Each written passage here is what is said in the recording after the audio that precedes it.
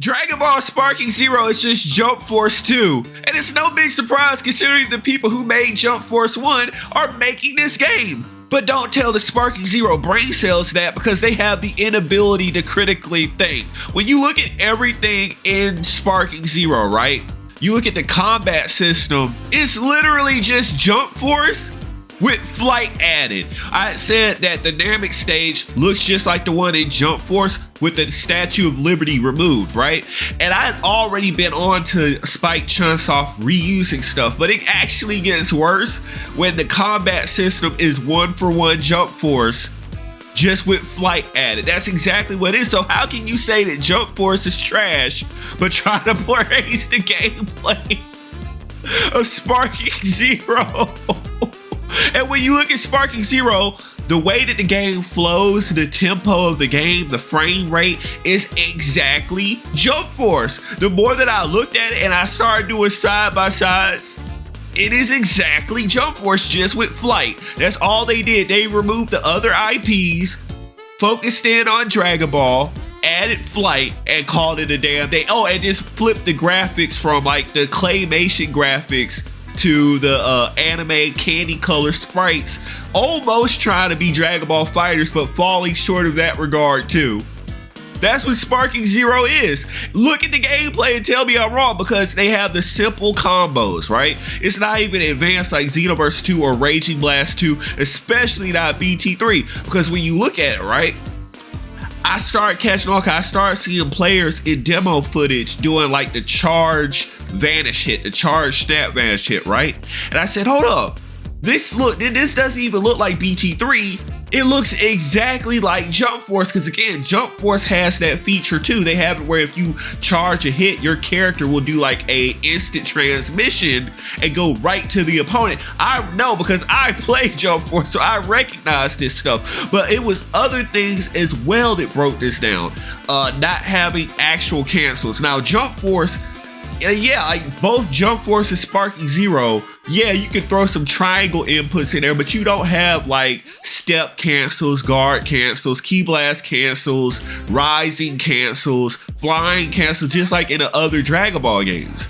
It's very simplified and dumbed down between the two games, and it's exactly the same. But also, what let me know that they basically just lifted the Jump Force combat system was that how they handle rush attacks, where the rush attacks will 100% completely home in on the opponent. So just like in Jump Force, if you activate a rush attack super or a rush attack, whatever you want to call it, the character will completely track in on the target. And then you can notice this on JoJo characters and Dragon Ball characters in that game. They were just completely tracking this weird arc to hit 100% of the time. Well, you look at Sparking Zero and you show some of the physical rush attacks that they do, it's exactly the same. They will track in 100%. They will not stop until they meet their target, until they just absolutely, it gets ridiculous because it goes full map, just like a rush attack in Jump Force. So essentially, people are celebrating a game that they hate because it's just Jump Force focused in on Dragon Ball.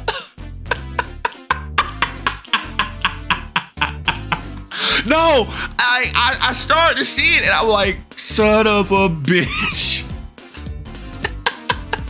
Like, okay, sure, they have flight, but that doesn't, you know what I'm saying? Like, that's all they added was flight. That's all Jump Force doesn't have. That's the difference between the two, is flight.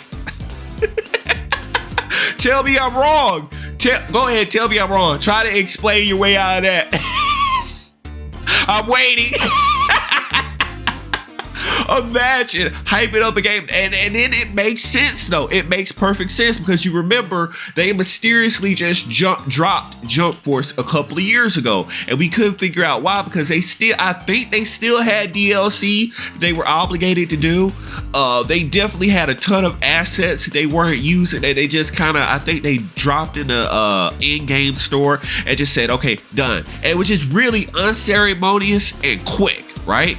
We've never seen that before with an anime game, but then it makes sense because it's on track with the time span that they give for Sparking Zero. So they said, look, everything you're doing in this game, we're just gonna flip it for Dragon Ball. Just come over here, make them the candy colored Dragon Ball Fighters character models, use the exact same graphics for the stages, even though it is ugly at this point, and just call it a damn day. Oh God, no.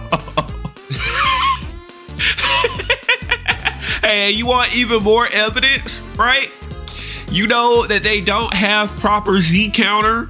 That should be even more evidence they just lifted Jump Force's gameplay and didn't really do anything for BT3, because they don't have the accurate Z counter that will end up in a Vanish battle.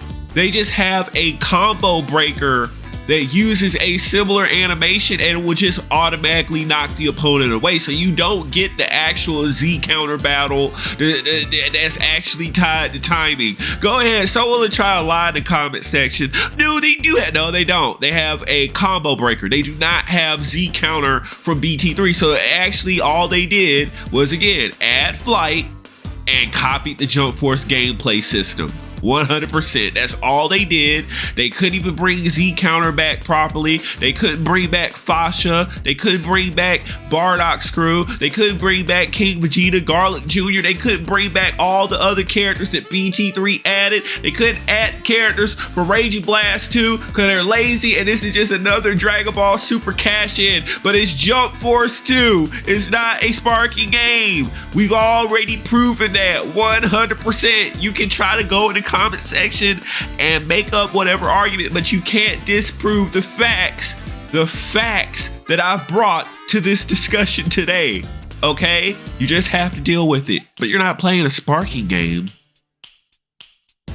you're playing Jump Force 2. That's what you're playing. You're playing Jump Force 2 with flight.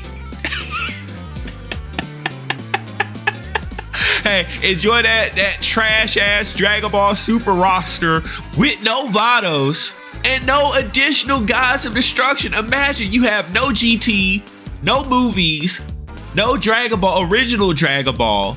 You centered the entire game around Dragon Ball Super, the most divisive Dragon Ball saga that there ever was. And you couldn't even spring for any additional Gods of Destruction. You couldn't get Velmod. You couldn't get Makarita, his angel. You couldn't get Hales.